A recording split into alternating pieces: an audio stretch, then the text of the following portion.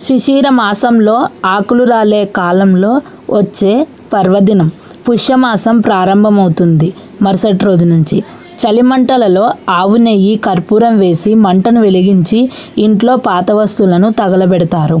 భోగి భాగ్యాలను ఇస్తుందో లేదో తెలియదు కానీ దక్షిణాయనంలో ఉండే చివరి రోజు కాబట్టి ఉత్తరాయణానికి స్వాగతం పలుకుతూ గాలిపటంగులు ఎగురవేసి, బసవన్నెల నాట్యం చూస్తూ, కోడిపందాల పోటీలు చూస్తూ, ఆవు పేడతో గొబ్బెమ్మలు చేసి, శ్రీకృష్ణుడిని, గోపికలను ప్రార్థించి, సూర్యుడికి నమస్కరించుకొని, సంవత్సరం మొత్తం రైతన్న కష్టపడి పండించిన ధాన్యాలని, అన్ని బాధలు మర్చిపోయి పొంగళ్ళు వండి సూర్యునికి సమర్పించి పండుగను జరుపుకుంటారు. కానీ చలిలో రోగనిరోధక శక్తిని పెంచేలా, కీడుని తొలగించేలా నువ్వులు, పెసరపప్పు, గుమ్మడికాయ, చెరుకును ఉపయోగించి వంటలను తయారు చేస్తారు.